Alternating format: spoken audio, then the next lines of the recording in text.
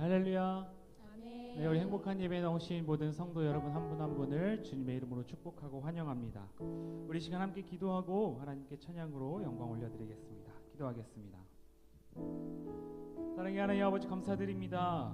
우리의 구원자 되시며 우리의 생명이 되시며 우리의 사랑이 되어주시는 하나님께 모든 영광 올려드리며 오직 하나님만 바라보기 위하여 이 자리에 모였사오니 우리의 입술의 고백을 통하여 하나님 기뻐 받아주시고 하나님께서 그 찾으시는 한 사람의 예배자, 오늘 그 예배자 될 수 있도록 우리의 마음 붙잡아 주시옵소서.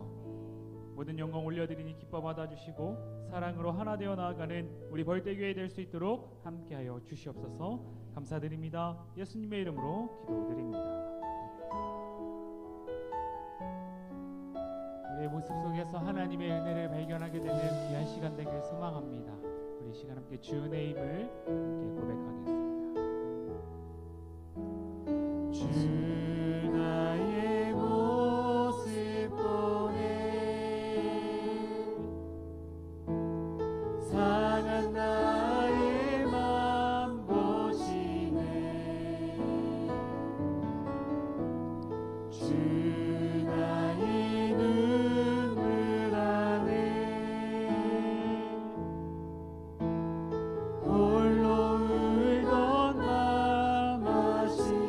한번 고백합니다. 주 나의 모습 보네 주 나의 모습 보네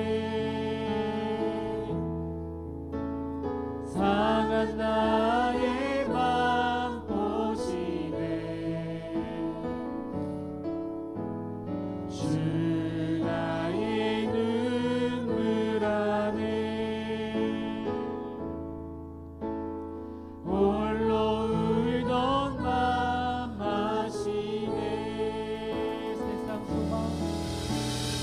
세상 소망 다 사라져가도 주의 사랑은 끝이 없으니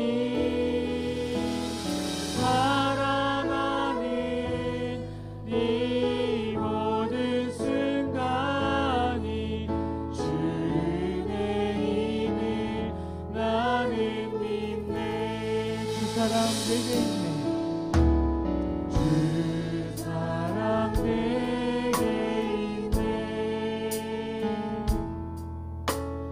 그 사랑이 날 채우네 주 은혜 내게 있네 그대로 날 채우네 사랑 내게 있네 그 사랑이 날 채우네 주 은혜 내게 있네 그대로 날 세우네 세상 소망 다 사라져가도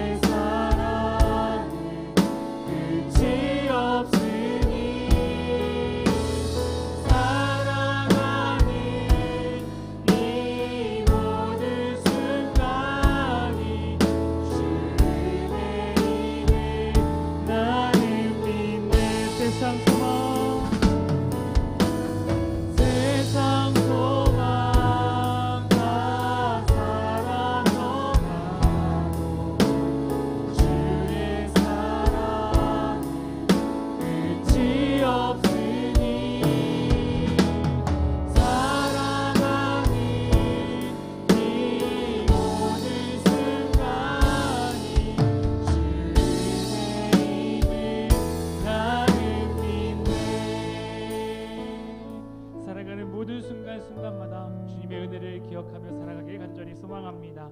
우리 시간 모두 자리에서 함께 일어나셔서 우리 힘차게 박수치며 주의 음성을 내가 들으니 찬송하겠습니다.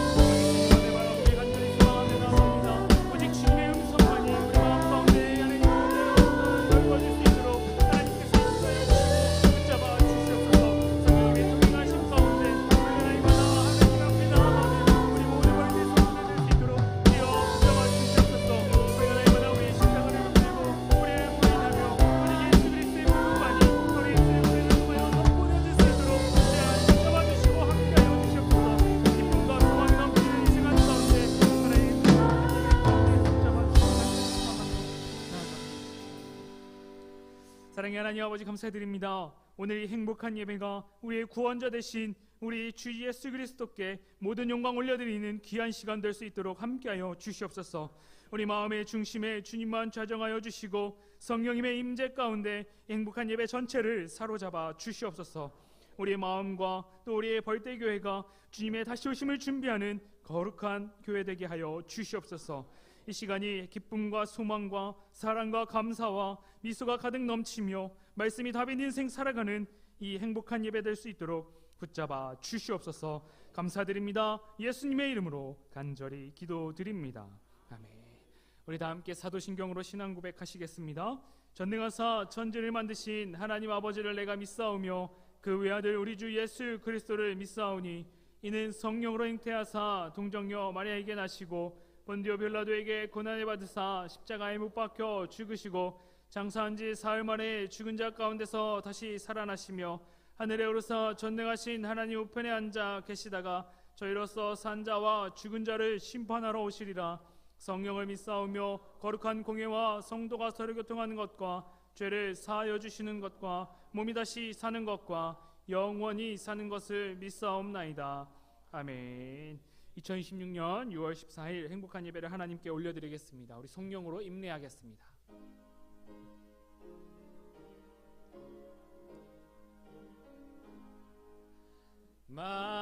만복의 근원 하나님 온 백성 찬송 드리고 저전사여 찬송하세. 찬송 성부 성자 성령.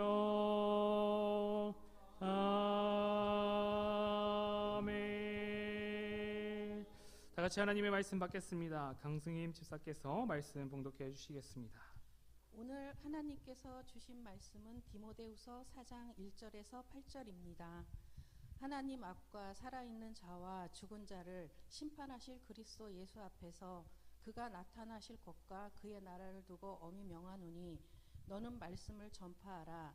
때를 얻든지 못 얻든지 항상 힘쓰라. 범사에 오래 참음과 가르침으로 경책하며 경계하며 권하라. 때가 이르리니 사람이 바른 교훈을 받지 아니하며 귀가 가려워서 자기의 사욕을 따를 스승을 많이 두고 또 그 귀를 진리에서 돌이켜 허탄한 이야기를 따르리라. 그러나 너는 모든 일에 신중하여 고난을 받으며 전도자의 일을 하며 내 직무를 다하라. 전제와 같이 내가 벌써 부어지고 나의 떠날 시각이 가까웠도다. 나는 선한 싸움을 싸우고 나의 달려갈 길을 마치고 믿음을 지켰으니 이제후로는 나를 위하여 의의 면류관이 예비되었으므로 주 곧 의로우신 재판장이 그날에 내게 주실 것이며 내게만 아니라 주의 나타나심을 사모하는 모든 자에게도니라. 아멘. 이것은 내 성경입니다. 성경은 내가 누구인지 무엇을 가졌는지 무엇을 할 수 있는지 알려줍니다. 오늘 하나님의 말씀을 배웁니다. 이 시간 담대히 선포합니다. 내 마음은 깨어있고 내 심장은 열려 있습니다. 나는 변화될 것입니다. 나는 변화될 것입니다. 나는 변화될 것입니다. 예수님의 이름으로 기도합니다. 아멘. 모두 자리에 앉아 주시기 바랍니다. 이성순 권사께서 예배를 위하여 기도해 주시겠습니다. 예수께서 또 말씀하여 이르시되 나는 세상의 빛이니 나를 따르는 자는 어둠에 다니지 아니하고 생명의 빛을 얻으리라. 사랑의 하나님 감사합니다. 날마다 눈동자처럼 보호하셨다가 저희를 주님 전으로 이끄셔서 성도들과 함께 예배드리게 하심을 진심으로 감사드립니다. 우리의 걸음을 붙드시고 말씀 가운데 살아가도록 인도하신 주님께 모든 영광과 찬양을 올려드립니다. 저희를 사랑의 손길로 어루만져 주시는 주님, 주님의 사랑이 살아가는 힘임을 고백합니다. 세상은 점점 더 혼탁하고 불안한 가운데 있습니다. 전쟁과 갈등, 경제적 어려움, 가치관의 혼돈 속에서 많은 사람들이 방황하고 있습니다. 속히 해결되어 고통 가운데 있는 이들에게 위로와 평안을 허락하여 주옵소서. 세상을 이기는 힘이 주님께 있음을 믿습니다. 주님을 경외함으로 세상을 이길 수 있는 힘을 허락하옵소서. 주님의 삶을 본받아 의롭고 참되고 거룩한 삶이 이 땅에 사는 동안 넘쳐나게 하옵소서. 세상에 소망을 두지 않고 하늘의 소망을 바라보며 항상 깨어 기도하고 믿음으로 살아가게 하옵소서. 벌떼교회 사랑하시는 주님, 저희 교회의 비전인 만천백 세계 비전을 이루어가는데 모든 성도가 같은 말, 같은 마음, 같은 뜻으로 하나 되어 베스트를 위해 기도하게 하시며 복음이 필요한 곳마다 주님의 은혜가 흘러가게 하시어 부흥되는 역사가 일어나게 하옵소서. 부르짖는 기도마다 응답받는 교회 되게 하옵소서. 아멘. 성령의 역사하심에 생명이 넘치는 교회 되게 하옵소서. 아멘. 김지연 선교사님과 16개의 형제교회 목사님을 기억하셔서 사역하실 때 지치지 않도록 위로해 주시고 성령의 능력과 지혜를 주셔서 맡겨진 사명 감당하게 하옵소서. 아멘. 단위에 세우신 목사님을 위해 기도합니다. 영육간에 강건하게 하시고 많은 동역자들을 보내주셔서 사역하시는 데 큰 힘이 되게 하시고 귀한 말씀 전하실 때 성령의 권능으로 붙들어 주셔서 그 말씀에 은혜 받게 하시고 말씀을 통하여 답을 얻는 귀한 시간이 되게 하옵소서. 아멘. 예배를 위해 보이지 않는 곳에서 헌신하시는 손길들 기억하여 주시고 안겔로스의 성가대의 아름다운 찬양을 기쁘게 받아 주옵소서. 아멘. 처음부터 끝까지 주님께서 주관하실 줄 믿으며 살아서 역사하시는 예수님의 이름으로 기도드렸습니다. 아멘.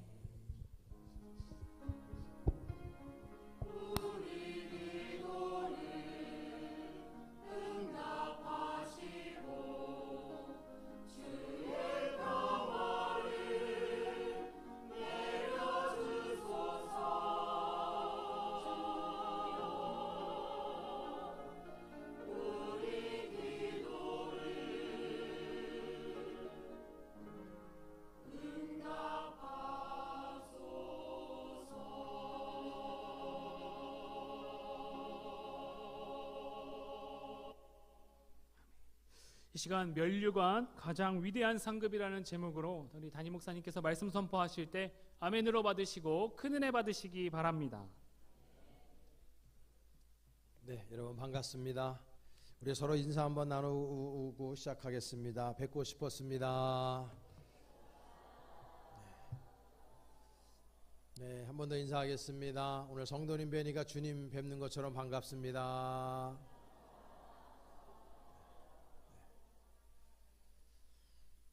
한 번 더 인사할까요? 오늘 속색이지 말고 은혜 받읍시다. 네. 제가 어떤 책을 보니까요.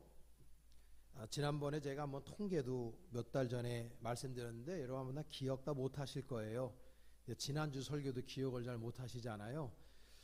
근데 우리나라에 지금 연세 드신 분들이 이제 이렇게 에버리지죠. 82세 정도를 살아요. 남자 여자 합쳐가지고 82세. 근데 이제 남성들이 여성들보다 6.5년 정도 일찍 죽습니다. 제가 왜 그런지 잘 모르겠는데 남자들 수명이 짧아요. 그런데 그 중에서 이제 우리나라의 공통적으로 82세 정도 되면 이제 사람들이 85%가 돌아가십니다. 82세에. 그래서 이렇게 긴장감이 도는 분들도 있죠. 내가 좀 이제 82세. 네, 그런데 이거 생명을 연장시키기 위해서 어떤 책에 보니까 5가지를 해라. 90 넘고 100을 살려면 5가지 정도를 실천을 하라는 거예요. 우리 젊은 사람들한테도 이거는 통용이 되는 거예요. 왜냐하면 건강할 때 건강을 지켜야 되니까. 곽성원 집사는 너무 젊어서 좀 안 오죠, 마음에? 잘 들어봐요. 처음에는 걷기 하라는 걷기. 열심히 걸으라는 거죠. 근데 이제 잘 안 걷는 분들도 많잖아요. 그죠? 여기 가는데도 다 운전하고 가야 되고 습관이 돼, 걷기. 그래야 이제 생명이 연장된다는 거. 또 하나는 단 거 줄이기. 그러니까 설탕이나 단 거 이런 거 단 음식 먹지 말라고 그러는 거예요. 저도 제가 이제 작년도부터 고지혈 약을 먹거든요. 근데 평생을 제가 설탕가루를 정말 너무 많이 먹은 사람인데, 제가 여기 교회 이렇게 짓고 왔을 때 우리 카페에서 그 설탕 이렇게 봉지 설탕 있잖아요. 그러면 이제 카페에서 아이스 아메리카노나 아니면 아메리카노 해가지고 그 봉지를 13개를 틀어놨어요. 13개.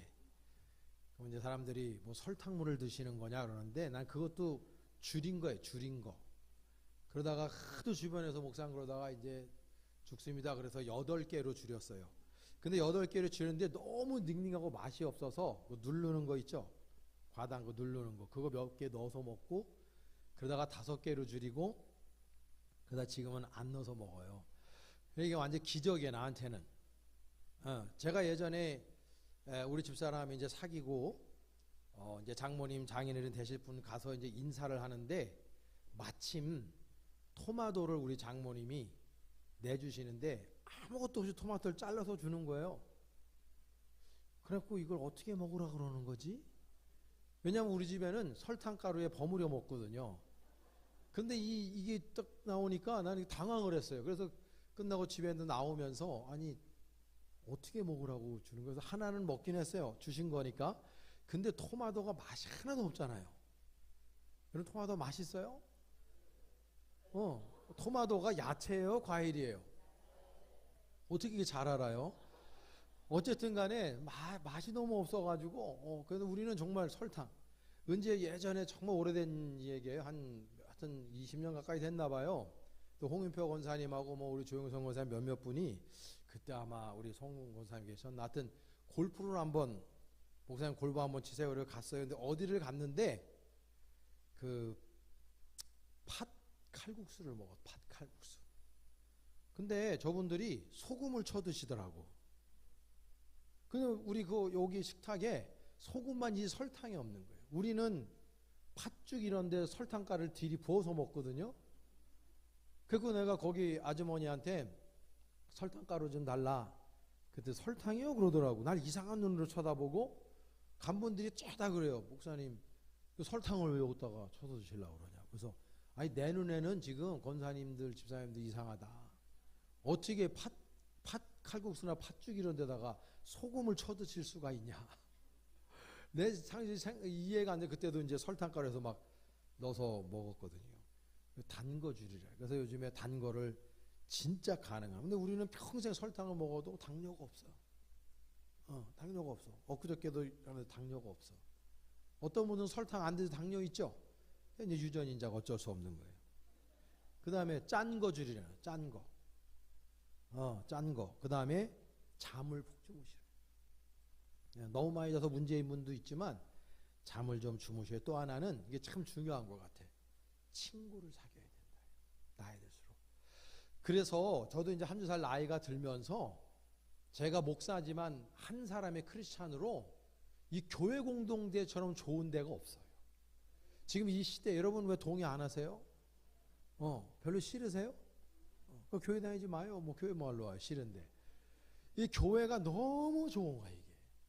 왜냐면 여기는 뭐 이해합산 모이는 것도 아니고 정말 예수를 믿는 믿음 공동체로 우리가 살아가기 때문에 이 안에는 말이죠. 20대, 80대, 90대까지 다 10대부터 해서 서로 권사님, 집사님, 장로님, 뭐 목사님 하면서 우리가 함께 이렇게 공동체를 이루어가는 것처럼 이 지구상에 지금 다른 공동체는 이런 공동체가 없어요.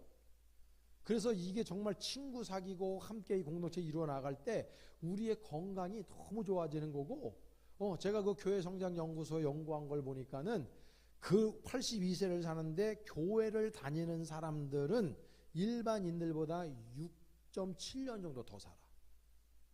아멘도 안 하시네. 좀 신기하네 오늘. 왜 영적 상태가 이렇게 안 좋지 오늘? 신기하네.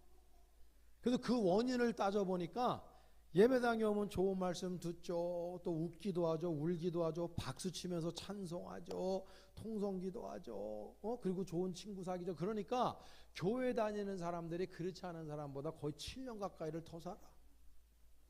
그럼 여기 지금 우리 권사님 장로들 안 죽잖아. 안 죽어. 거의 안 죽어. 그 제가 맨날 그러잖아. 이게 저기 병원에 가서 정말 신방하지 않게 해달라. 목사가 신방하지 않게 해달라 이렇게 말씀드리지만 정말 어떤 목사님 외치듯이 9988234 99세까지 팔팔하게 살다가 2, 3일 앓고 돌아가시기를 간절히 축복합니다. 할렐루야. 우리 다시 한번 인사 한번 할게요. 우리 건강하게 삽시다. 건강하게 사세요. 그래요. 다 좋은 이야기인데 여러분 우리가요. 오늘날 우리가 사는 이 세상을 특별히 우리나라로 국한시켜서 보면은 대한민국은 IT의 최대의 발전 국가입니다. 미국을 가봐도 유럽을 가봐도 이 IT 이거 와이파이 안 터지는 것 때문에 한국 사람들은 외국에 나가는 순간 불편해. 이게 뭐 안 돼. 그 다음에 뭐냐면 배달 음식. 여러분 그냥 밤 11시 30분에 딱 시키면 4, 5시에 새벽 4, 5시에 우리 집 앞에 딱 와 있어. 그러니까 여성들이 집에서 살림을 안 해도 돼. 돈만 있으면 돼. 시키면 와.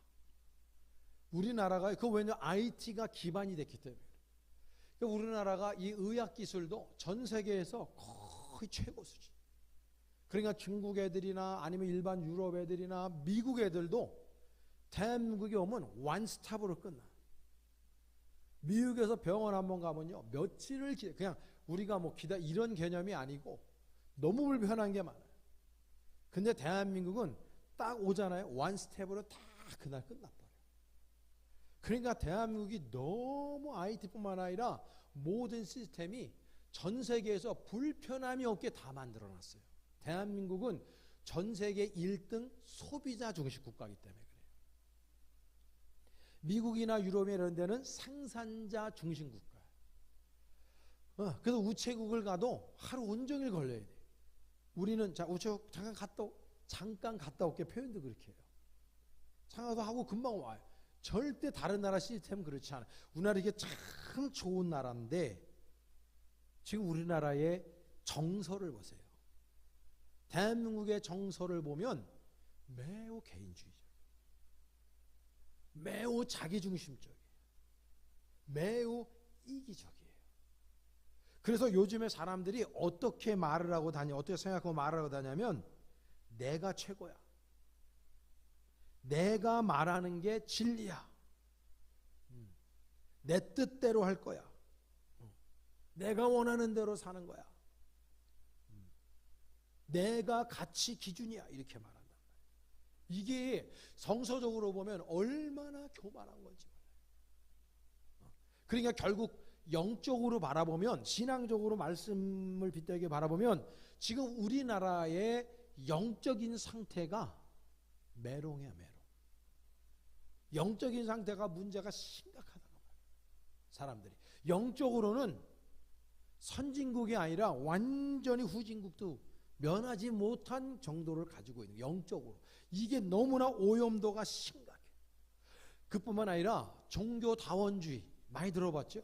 종교다원주의가 우리나라에 들어온 지 수십 년 됐어요. 제가 신학대학 다닐 때부터도 종교다원주의가 막 올라왔어요. 포스트 모더니즘, 이러한 사상들은 다 반성경적이고 반하나님적인 것들이에요. 이런 것들이 대한민국의 세팅됨으로 말미암아 지금 대한민국의 대부분의 사람들이 반기독교적인 문화에 다 노출돼 있어요. 얼마 전에도 교회성장연구소, 아주 유명한 우리나라의 최고의 기독교 연구소들에 의하면 지금 우리나라에 존재하는 3040 요 분들 있잖아요. 요 사람들의 복음화율, 기독교 복음화율 자체가 13% 정도밖에 안 돼. 그래서 김정수 집사님 같은 사람은 특이한 사람인 거예요. 100명 있으면 10몇 명밖에 안 돼. 그러니까 저런 분들이 자녀를 낳았어. 그러면 그 자녀들이 보편적으로 지금 5살에서 보편적으로 초등학교 다니는 아이들이에요. 그러면 그 아이들은 목사가 뭐 하는 직업인지 몰라요. 왜냐하면 부모들이 교회를 다녀본 적이, 엄마 뱃속에 나와서 다녀본 적도 없고, 그 다음에 그러다 보니까 자녀들에게 한 번도 교회 가자는 소리 해본 적도 없고, 그러니까 아이들이 목사가 뭔지를 몰라. 이런 세태란 말이에요. 지금 우리나라가 영적으로 너무 피폐해져 있고 문제가 심각한 나라가 됐다는 거예요. 영적으로. 그러니까 지금요, 그뿐만이 아니라 보면 거짓 사상들, 이념들, 거짓 교사들, 타락한 영적, 사회적, 정치 지도자들의 거짓말이 난무하고 있는 시대로 우리가 살아가고 있다. 뭐가 거짓이고 뭐가 참인지, 뭐가 진리고 뭐가 비진리인지가 지금 모호하단 말이에요. 그래서 사람들이 일치와 단결과 화합, 이런 명제가 다 사라지고 지금은요, 분리, 갈라침, 반목, 미움, 시기, 질투, 비방, 이런 것들이 난무하잖아요. 그러니까 여러분, 그냥 우리가 삶의 자리에 딱 들어가서 유튜브를 키든지 여러분 삶의 자리에 있으면 그냥 스트레스예요. 모든 소식들이 사람의 마음을 좀 푸근하게 만들고 기분 좋게 만들고 뭔가 좀 살아볼 좀 어떤 좀 의욕이 생기게 만드는 뉴스들이 없어요. 지금 이런 시대 우리가 살아가고 있다. 이런 시대에 하나님이 뭐라고 말씀하는 것 같냐면, 제가 이 말씀 준비하면서 하나님께서 이 본문 속에서 이렇게 우리를 탁 때리시는 것 같아. 야, 이놈들아, 세상을 따라 살지 말고 진리 붙들고 살아라 하는 것인 것 같아. 강하고 담대하게 복음을 증거하고 끝까지 너희들의 믿음을 지켜라 하는 말씀하는 것 같아요. 여러분, 일주일 동안 사시느라 고생하셨는데 믿음 잘 지키다 오셨죠? 왜 제 눈을 피하실까? 여러분, 사도 바울은 우리가 알고 있듯이 우리 기독교 역사의 최고의 믿음의 소유자죠. 이분은 자기 자신을 두 가지로 이해했어요. 사람은 자기 이해를 어떻게 하고 있느냐에 따라서 인생이 완전히 달라져요. 그러니까 결과물도 달라지겠죠. 그래서 성경 언어로 보면은 사도 바울은 자기 자신을 아포스톨로스라고 그랬어요. 아포스톨로스. 그걸 사도, 이거는 보냄을 받은 자다. 뜻이거든요. 그러니까 보냄을 받았다는 건 보내는 자가 있는 거죠. 자기를 보낸 자가 우리 주님인데 어디로 보냈냐? 이방 선교자로, 이방 전도자로 자신을 선택해서 보냈다고 자기 자신을 이해했어요. 다메섹에서, 사도행전 9장에 다메섹에서 예수 만나고 그가 그 사명을 받은 거예요. 또 하나는 자기 자신을 듀울로스로 이해했어요. 듀울로스라고 하는 말은 노예, 슬레이브. 좋게 표현하면 종이에요. 종. 주님의 종. 하나님의 종으로 자기 자신을 이해했고, 그렇기 때문에 그분은 그렇게 살았어요. 사도로. 그리고 그리스도의 종으로 살았어요. 그 일평생을 살아가다가 이제 인생 말년이 돼서 그분은 영성이 워낙 아주 깊이 있는 분이었기 때문에 자신이 하나님의 부르심을 받는다는 것을 알고는 자신의 사랑하는 영적인 아들이죠, 디모데에게 몇 가지 목회의 조언을 준 말씀 남은 게 디모데 전후서로 남아있는 거예요. 그 중에 오늘 디모데후서 맨 마지막 가장 귀한 결론의 신앙의 고백, 바울의 신앙의 고백을 우리가 읽은 거고요. 이분이 주장하는 게 뭐냐? 인생이 별거 없는데 인생에 있어서 최고의 상급이 뭐냐? 다시 말해서 인생을 가장 최고로 잘 사는 모습이 뭐냐? 인생에 있어서 가장 가치 있는 모습이 뭐냐? 라는 것을 이야기하면서 그건 바로 면류관 받는 거라는 거예요. 면류관. 하나님이 주시는 면류관. 여러분, 이미 그 사도 바울이 살았던 1세기 때에 올림픽이 있었습니다. 그때는 올림피아라 그랬어요. 그래서 사도 바울은 올림픽을 알고 있었던 사람이에요. 그래서 이분은요, 항상 자신의 서신에도 말하지만 향방 없는 자 같이 달려가는 게 아니에요. 항상 목표점을 향해서 달려가요. 그런데 이분은요, 날마다 자신에게 주신 사명 따라 살아가면서 경기장의 선수가 법대로 경기를 해야 될 뿐만 아니라 그 목표점을 향해서 달려가야 되고, 그렇게 선수들은 모든 것들을 다 내려놓고 훈련에 임해야 된다고 말하는 거예요. 자신은 어느 방향으로 가야 될지를 이미 알고 있었던 사람이었고, 그분은 그렇게 삶을 살아낸 사람이었고, 자신의 삶을 되돌이켜 보면서 자신의 사랑하는 아들 같은 디모데에게 이렇게 고백을 하고 있는 거예요. 면류관 받는 인생이 최고 인생이라고요. 세상은 마윈을 부러워하죠. 세상은 빌 게이트를 부러워하죠. 그렇죠? 근데 여러분, 하나님은, 성경은 절대 그렇게 말하지 않아요. 진짜 참다운 인생은 면류관 받는 인생인 거예요. 면류관. 그래서 면류관을 어떤 사람이 받느냐? 오늘 본문을 통해서 보면 세 가지의 메시지가 나와요. 첫째는 면류관 우리 다 받아야 되는, 어떤 사람이 받느냐? 진리를, 복음을 선포하는 사람들이 하나님의 면류관을 부여받을 수 있는 겁니다. 오늘 본문의 2절 말씀인데 우리 다 같이 2절 말씀 함께 우리 합독해 보겠습니다. 너는 말씀을 전파하라. 때를 얻든지 못 얻든지 항상 힘쓰라. 범사의 오래 참음과 가르침으로 경책하며 경계하며 권하라. 할렐루야. 너는 말씀을 전파하라. 때를 얻든지 못 얻든지 항상 힘쓰라라고 얘기하고 있어요. 사람은요, 듣기 좋은 소리는 듣고 싶어 하죠. 내가 즐겁고 내가 좋은 얘기는 듣죠. 기분 좋게. 근데 내가 듣기 싫은 소리를 듣기 원하는 사람은 많지 않아요. 삶을 살아가면서. 근데 여러분, 성경을 보면요, 또 이 시대도 마찬가지지만 진리를 외치잖아요. 그럼 핍박받아요. 예수도 그 시대에 진리를 외치다가 핍박받아 십자가에 죽은 거예요. 정치적으로 보면. 세례 요한도 그 시대에 진리를 외치다가 헤롯에게 목이 잘려 순교당해요. 예수님의 또 다른 수많은 제자들이 다 순교당해 죽었던 이유는 그 시대에 진리를 외치다가 그랬어요. 구약 성경에 보면 이사야나 예레미야나 에스겔 이런 사람들이 진리를 외치다가 핍박을 받았고 죽음의 위협을 받은 사람들이었어요. 그럼 이 시대는 다르냐? 그렇지 않아요.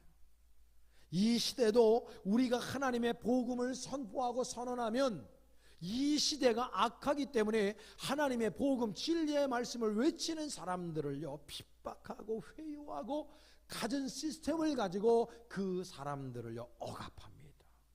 이게 지금 우리나라의 현실이기도 하고 21세기를 살아가는 모든 나라들의 현실이기도 한 거예요. 그러나 기억해야 됩니다. 진리를 외치는 사람들은 절대 불의에 굴하지 않아야 합니다. 저 따라서 한번 해볼까요? 진리는 다수결로 결정되는 것이 아닙니다. 여러분 동의하십니까? 진리는요 시대를 불문하고 다수결에 의해서 결정되는 게 아니에요. 진리는 하나님의 말씀만이 진리인 거예요. 기억해야 돼요. 지금 포스모더니즘의 시대 중에 가장 큰 특징 하나 뭐냐면 절대적인 진리를 인정하지 않는 겁니다. 상대적인 진리만 인정하는 거예요. 그렇기 때문에 지금 우리가 영적으로 타락한 세대라고 분석을 하는 거예요. 여러분 절대적인 진리는 오직 하나님의 말씀이고 절대적인 진리는 오직 하나님 아버지인 줄로 믿습니다. 그 안에 우리가 거해야 된다. 그래서 그 진리의 말씀을 이 복음을 하나님의 말씀을 날마다 가하거나 감함이 없이 선언하고 선포하는 사람들에게 주어지는 것이 무엇이냐? 그게 바로 생명의 면류관, 의의 면류관이 주어지는 거고 그렇게 사는 사람들이 세상에서 가장 아름답고 귀하고 가치 있게 사는 인생이라는 걸 우리가 기억해야 한다는 거죠. 그런 사람들에게 하나님 아버지께서는 의의 면류관, 생명의 면류관을 허락하시는 거예요. 1517년 10월 31일 날 비텐베르크 성당에다가 95개의 반박문을 내어건 마틴 루터가 있지요. 이 사람은 그 시대에 타락한 캐톨릭을 향해서 진리를 외친 사람이에요. 이렇게 하면 안 된다. 교회가 이렇게 하면 안 된다라는 걸 말씀에 빗대겨서 그래서 그분이 항상 주장해 솔라 피데 오직 믿음으로 솔라 그라시아 오직 은혜로 솔라 스크립처라 오직 성경으로 그런 걸 외친 거예요. 하나님의 말씀으로 그렇게 신앙생활을 하고 교리를 만들고 교리를 설파해야 되는데 그 시대의 모든 교회가 타락한 것 때문에 이분이 비텐베르크 성당에다가 95개 반박문에 진리의 메시지를 던진 거예요. 그런데 그 시대가 악의관용하고 영적으로 타락해 있다 보니까 진리를 외치는 사람을 어떡합니까? 핍박하는 거예요. 그래서 마틴 루터를 죽이려고 하는 사람들이 결성을 해가지고 마틴 루터를 따라다니며 죽이려고 했어요. 그래서 이분이 발트부르크 이 성에 들어가서 숨어 들어갑니다. 발트부르크 성에 숨어 들어가서 조르게라고 하는 다른 이름을 가지고 이분이 그 안에서 10개월을 살아요. 살면서 이분이 한 일이 신약 성경을 독일어로 번역한 거예요. 그때만 해도 라틴어로 다 돼 있어. 그러니까 일반 시민들이 성경을 못 읽어요. 알아듣지도 못해요. 예배를 라틴어로 드렸기 때문에. 그래서 이분이 거기에 숨어있는 동안에 신약 성경을 독일어로 번역을 해서 그때부터 이 독일이 신학의 온상지가 됐던 거예요. 지금은 타락한 온상지가 됐지만 말이죠. 그때 여러분 이 마틴 루터 이 사람을 죽이려고 할 때에 교황 앞에서 이 단두대에 죽이려고 할 때에 주변에 있는 루터를 아끼는 사람들이 루터에게 회유를 했어요.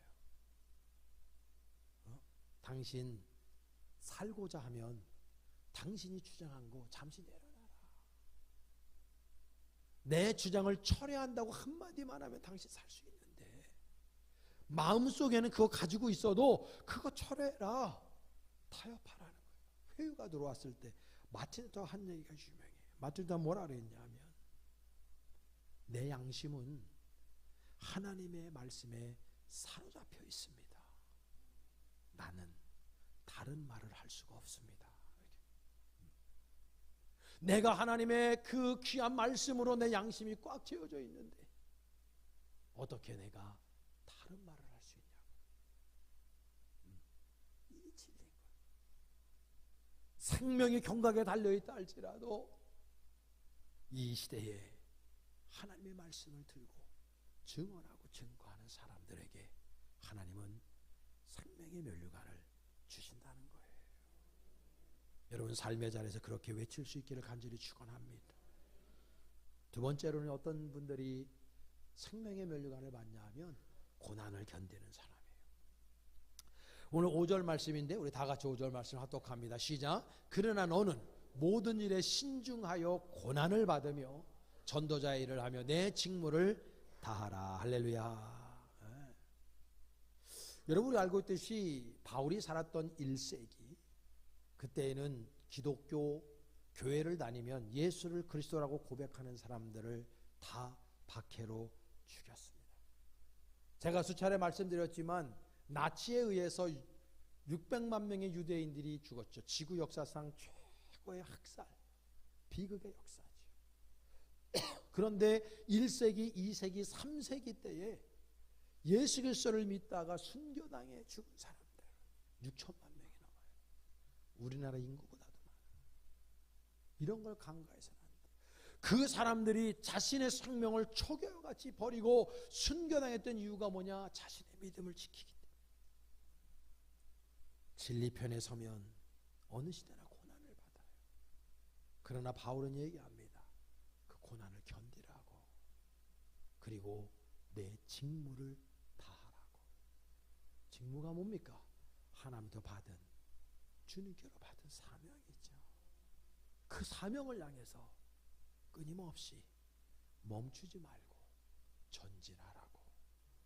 세상은 너희들을 핍박할 터이지만, 그래서 너희들이 고난을 받을 것이지만, 그럼에도 불구하고 하나님께서 우리에게 허락하신 그 사명을 부여잡고 날마다 전진하라고 말씀하고 있는 거예요. No cross, no crown. 십자가 없이는 면류관이 없는 거예요. 우리는 항상 면류관 얻기를 원하지만 면류관 얻을 만한 행위를 하지 않아요. 야고보서 얘기했듯이 행함이 없는 믿음은 죽은 믿음이다. 근데 우리들이 입만 살아도, 입만 가지고 신앙생활, 문입만 신앙생활 하는 경우가 다예요. 그러나 우리는 그런 것들을 다 버리고 우리 교인들은 정말 하나님의 말씀 안에 서서 때로는 예수 믿는 것 때문에 고난과 역경이 온다 할지라도 여러분 그 모든 것 이겨내실 수 있기를 간절히 축원합니다. 이 세상의 문화는요 지속적으로 교회를 폄훼하고 교회의 아름다운 문화를 죽이는 데 앞장서 갔어요. 수백 년 동안에. 제가 가만히 생각해 봤어요. 처음에 2012년도에 우리 이 교회를 짓고 첫 예배를 드릴 때만 하더라도 그때 성탄 예배가 너무 아름다웠어요. 그때 우리가 한 4년 5년 여기 와서도 새벽성이라는 걸 돌았어요. 근데 어느 순간부터인가 새벽성도 없어졌어요. 여러분 그리고 정말 이 깜빡이 나는 거라든지 이런 게 다 교회마다 사라졌어요. 거의 메리 크리스마스 하지 않아요. 여러분 우리 대한민국이 참 좋은 나라고 발전한 나라인데 굉장히 못된 거는 유럽에서 거르지 않고 가장 빠르게 받아들이는 민족. 미국 가보시면 알죠. 미국에서는요 메리 크리스마스 못합니다. 법적으로 저촉이 돼요. 할리데이라고 해야 돼요. 말이 됩니까? 메리 크리스마스라는 말을 못해요. 어떤 놈들이 그렇게 만들어 놓은 거야 도대체. 이게 반기독교적인 문화를 갖다가 넣어놓고, 그리고 그 안에 지금 우리나라에서 말이죠 유치원 때부터 할로윈 데이를 가리켜요. 그러니까 이태원 참사 같은 게 일어난 거예요. 할로윈 데이하고 우리나라가 무슨 상관이 있어요? 그게 서양 귀신을 섬기는 건데. 올곧게 하나님을 예배하고 찬양하는 크리스마스의 문화를 다 그동안에 수십 년 동안에 매스컴이나 이 악한 문화가 다 죽여온 거예요. 그리고 악한 문화들을 계속해서 여러분 지금 텔레비 드라마나 뭐 이런 거 보세요. 맨날 나오는 게 환생. 미래로 갔다가 과거로 갔다가. 성경에 그런 게 어디가 있어요? 근데 사람들이 그런 걸 판타지라고. 말이 좋아 판타지지. 그런 드라마, 그런 영화가 판을 치고 있단 말이에요. 그러니까 아이들 때부터 그런 걸 보고 자라니까 기본적인 세팅이 반 하나님적이고 반 성서적이고 반 교회적인 문화가 세팅되어져 있으니까. 그러니까 우리가 이 땅 살아가면서 참으로 진리로 말씀 증거하며 살면 지금 우리나라에서도 수많은 사람들에서 제도나 사람들의 눈빛이나 이런 걸 통해서 조소당하고 조롱당하고 멸시당하고 되는 거예요, 여러분. 그러나 여기에 굴할 수 없죠. 하나 뭐라 그랬어요? 오직 정의를 물같이 공의를 마르지 않는 강같이 흐르게 하라. 아모스서에 말씀하잖아요. 여러분 있는 그 자리에서 의롭게 사세요, 여러분. 여러분 항상 선한 편에 있으셔야 돼요. 항상 의로운 편에 있으셔야 돼요. 그러면 그 선하고 의로운 걸 누가 판단해요? 정치인들이? 지네들이 다 의롭다고 그러죠. 세상에 못 믿을 인간들이 정치인들입니다. 누구 말을 믿고 뭐가 선이고 뭐가 악이고 뭐가 진리고 뭐가 비진리인지 판단의 기준이 뭐냐 이거예요. 하나님의 말씀이야, 말씀. 이 말씀이 진리이기 때문에 이게 우리의 모범 답안이기 때문에 여기 답이 다 있다고요. 여기에서 진리라고 하면 그게 진리고, 여기에서 비진리라면 그게 비진리고, 여기에서 참이라고 하면 그게 참이고, 여기에서 거짓이라면 그게 거짓인 거예요. 다른 이견이 필요 없다는 거지. 그 여러분 항상 선한 편에 있길 간절히 축원합니다. 20세기 초에 북극 선교사였던 존 패턴이라고 하는 분이 있었어요. 이분 유명한 분인데요. 이분이 그때 당시만 하더라도 식인 풍습이 있는 지역으로 일부러 들어가 복음을 전하거든요. 제가 2주 전에도 우리 파라과이 임동수 선교사님 만나서 말씀 듣고 티타임 하는데 파라과이에 여전히 식인 풍습 갖고 있는 사람들이 있대. 지금 21세기에도. 그러니까 여러분 20세기 초반에 오죽했겠어요.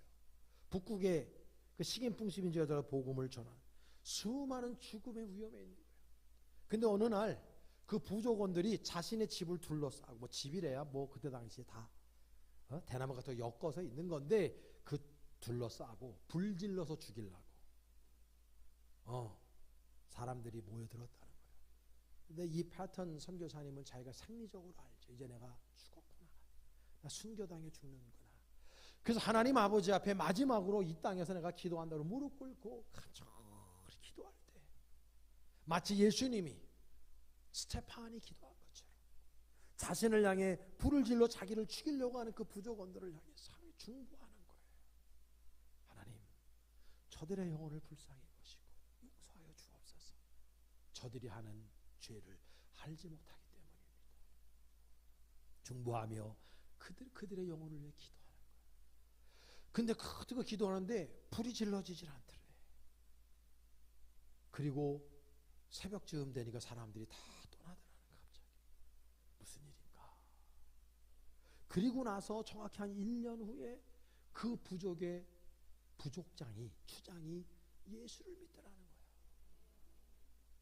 그 예수 믿는 날 그 부족장이 와가지고 이 패턴 선교사한테 묻더라는 거예요. 뭐라고 묻냐 하면, 선교사님, 우리가 당신 불질러 죽이려고 다 갔을 때 그때에 당신 집을 둘러싸고 있는 하얀 옷 입은 사람들이 누구냐고 그렇게 묻더라는 거예요. 거기에 하얀 옷 입은 사람이 누가 있어? 패턴 선교사 하나밖에 없었죠. 근데 그분들은 그거 본 거예요. 천군 천사가 패턴 선교사를 호위하고 있는 모습을 보는 거예요. 예수를 믿지 않은 그 부족원들에게 하나님이 보이시는 죽이신 거예요. 도단성에 있었던 엘리사 선지자를 아람 군대가 포위하고 죽이려고 그랬을 때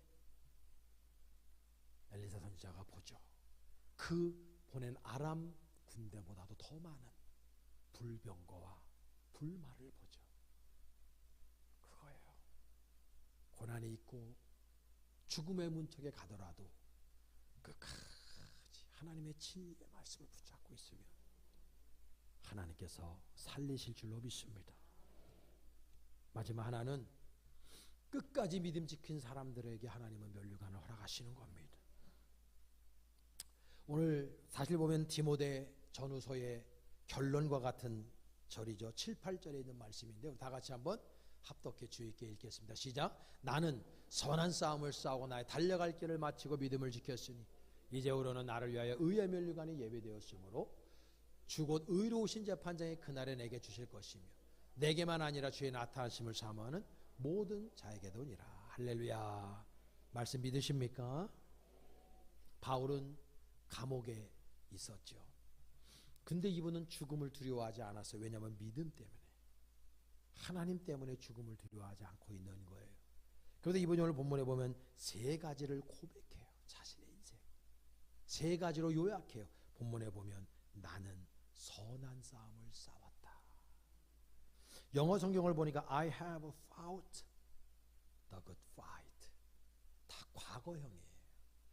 나는 싸웠는데 good fight. 나는 선한 싸움을 싸웠다는 거예요. 선한 싸움이 뭡니까? 하나님께서 주신 사명을 따라 싸웠다는 거죠. 복음을 들고 타협하지 않고 그 길을 갔다는 거죠. 죽음을 두려워하지 않고 수많은 회유와 박해가 있다 치더라도 거기에 굴하지 않고 자신은 끝까지 그 good fight, 선한 싸움을 싸웠다는 거예요. 두 번째는 달려갈 길을 마쳤대요. I have finished the race. 레이스를 마쳤다는 거예요. 레이스를 마쳤다는 것은 자신이 어느 방향으로 가야 될지를 확실히 한 거예요. 골을 한 거예요. 골을 한 거예요. 여러분 하나 월드컵 하고 있죠? 체코한테 2대1로 이겼습니다. 너무 귀한 일이에요. 근데요, 이거 보면은요, 다른 나라 보면요, 자살골 넣는 애들이 있어요. 우리 골대에다가 내가 지금 완전 매국노 되는 거예요. 예전에 콜롬비아애가 꽤 오래됐어요. 한 20년 됐나 월드컵에서 넣고 가서 총 맞아 죽었잖아요. 그 남미 애들은 그래요. 축구로 해가 떠도 축구로 해가 지기 때문에. 근데 자살골 넣는 애들. 여러분 우리가 골을 어디다 넣어야 돼요? 상대방 진영에 넣어야 돼요. 골이 어딘지 알고 가야 된다. 레이스. 내가 다 맞췄다는 거야. 내가 가야 될 그 골을 향해서 열심을 다해서 달려가서 내 갈 길을 맞췄다는 거야. 이거 위대한 선언인 거예요, 여러분. 마지막 하나는 내 믿음을 지켰다. I have kept the faith.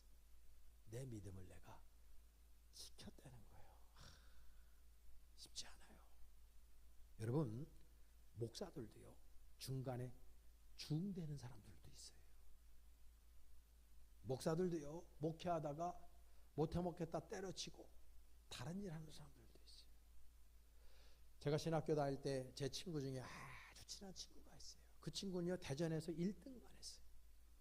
공부 잘했어요. 그리고 우리 학교 들어와서 함께 한번 제가 둘이 우리 퇴수회라고 그랬는데 뭐 이렇게 1박 2일 어디 놀러 가요. 1년에 한 번씩. 갔는데 둘이서 기타를 잡고 노래를 하는데 저도 노래를 하는데 얼마나 노래를 잘하는지 둘이서 밤새도록 가스펠 부르면서 찬양을 했던 친구예요. 근데 애가 2학년 지나고 군대 갔다 오더니 획가닥해가지고 나한테 그러더라고. 윤씨가 하나님이 있나 없나 자기 헷갈린대. 그렇게 믿음이 좋고 정말 목회하면 너무나 잘할 듯한 친구였는데 떠나가요. 그러니까 지금 보험 외판을 하고 있어요. 그러더니 얼마 전에 전화 와서 자기 이제 저 하와이 가서 살 거라고. 돈은 많이 벌었나 봐. 그래서 내가 같이 가자 그랬더니 너 따로 오라고 그러더라고 나보고. 여러분 그런 사람 많아요. 장로 직분 받고 있다가 교회 떠나는 사람이 있고요. 권사 직분 갖고 있다가 교회 떠나는 사람이 있고요. 그래 집사 직분 갖고 있다 떠나는 사람이 얼마나 많겠어요. 신앙을 갖고 있다 또 줘버리는 사람들 많이 있어요. 끝까지 내 믿음 지켜가는 거 절대 수월한 게 아니에요. 이 시대에 여러분 믿음 끝까지 물고 늘어지시기를 축복합니다. 너무 귀한 거예요. 여러분들에게 여쭙습니다. 여러분들의 영적 상태는 안전하십니까? 두 분밖에 안 하네요. 위태위태 매우 데인저러스하죠. 오늘도 교회를 나갈까 말까 하다가 오신 분도 있을 거고, 교회를 떠나야 될까 말아야 될까 고민하는 분도 있을 거고, 여러분의 삶의 자리에서 다양한 신앙의 양태가 있을 수 있어요. 여쭙는 거예요. 여러분의 영적인 상태는 바울처럼 완전하냐고, 굳건하시냐고 여러분 스스로에게 질문해 보세요. 나는 바울처럼 생명의 면류관, 의의 면류관 받을 만한 사람인가? 내가 이 상태로 하늘나라 가면, 하늘나라 갈지도 모르겠는데 가면 정말 면류관 받아 누릴 수 있는 사람인가? 여러분 스스로 한번 판단해 보세요.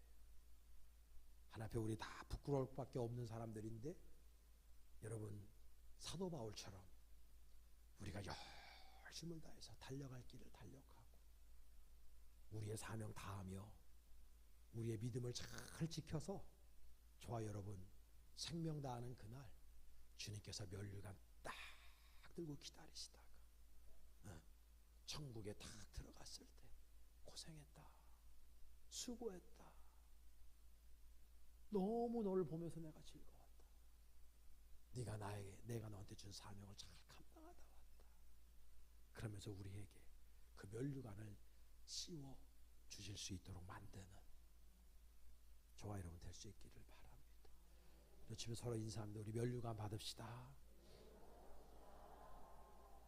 할렐루야.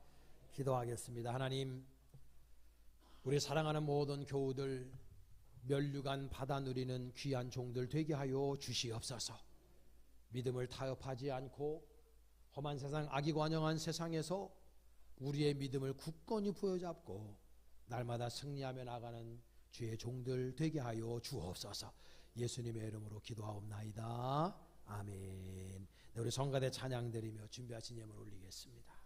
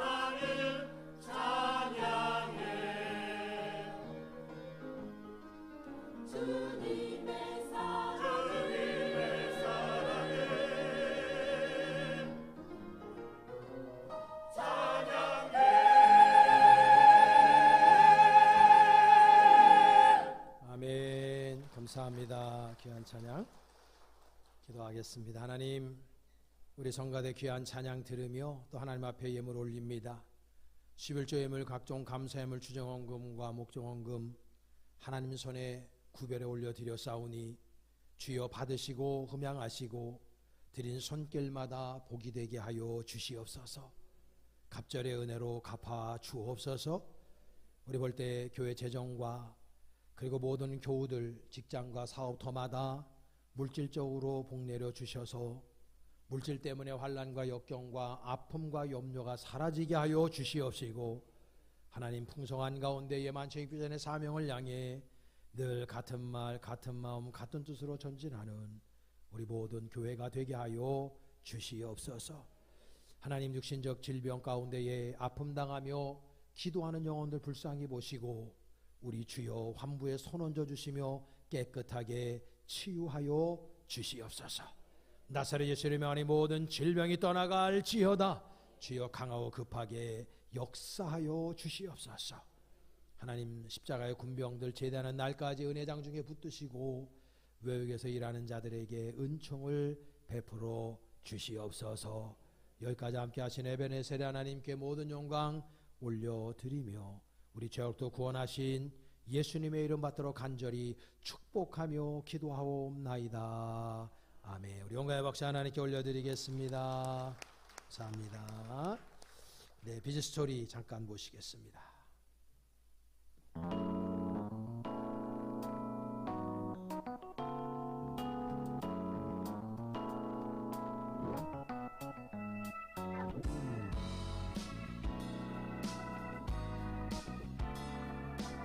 벌떼교회에 예배에 참여하신 모든 분들을 주님의 이름으로 환영하고 축복합니다. 새로 오신 분들께서는 예배 후 베스트룸에서 새가족 안내 모임이 있습니다.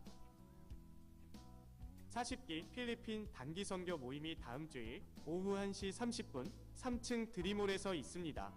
선교 대원들께서는 꼭 참석해 주시기 바랍니다. 6월 저녁 신약 통독 기도회가 6월 22일부터 26일까지 오후 8시 2층 비전홀에서 있습니다. 성도들의 많은 참여 바랍니다. 1기 파라과이 선교팀을 모집합니다. 파라과이를 향한 하나님의 계획의 기도로 동참하는 벌떼교회 모든 성도들 되시기 바랍니다. 6월 21일까지 허진이 전도사께 신청해 주시기 바랍니다. 나머지 광고는 주보를 확인해 주시기 바랍니다. 네, 감사합니다. 여러분 자리에서 일어나 주시겠습니다. 우리 마지막 날에 우리 파송의 찬양 부르신 후에 늘 행복한 2부 예배 마치도록 하겠습니다. 우리 박수 치면서 귀하게 파송의 찬양 올려드리겠습니다.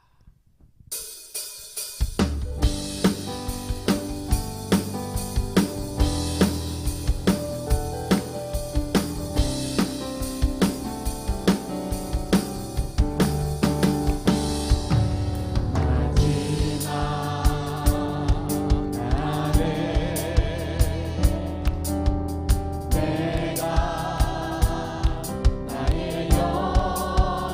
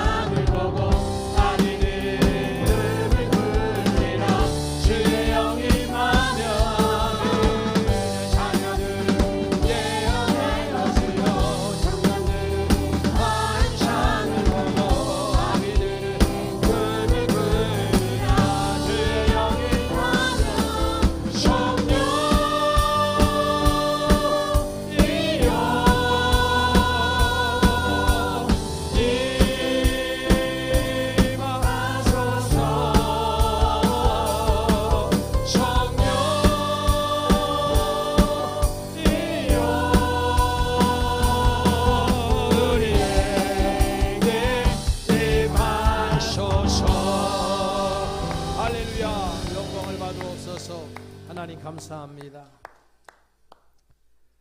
2000년 전에 이 땅에 오시고 모든 인류의 죄악을 대신 짊어지시고 십자가상에서 피 한 방울 남기지 아니하시고 쏟으신 우리 구주 예수 그리스도의 거신 은혜와 아들 독생자를 아낌없이 우리를 위하여 허락하신 하나님 아버지의 형용할 수 없는 사랑하심과 지금도 우리를 위하여 전히 탄식하며 중보하시는 성령님의 위로의 은총이 하나님 존전에 나와 신령과 진정으로 예배하며 고개 숙여 기도하는 당신의 귀한 백성들 머리머리 우애와 오늘 우리 재단에 처음 참여한 새 가족들 머리머리 우애와 필리핀 마나 형제 교회를 비롯한 16개 형제 교회들과 교우들과 목사님들과 그리고 선교사님들 머리머리 우애와 여러가지 아픔 가운데에 변화가 있는 우리 사랑하는 조국 대한민국과 여전히 전쟁 가운데에 두려움 속에 있는 만백성 위에 지금으로부터 영원토록 함께 하옵시기를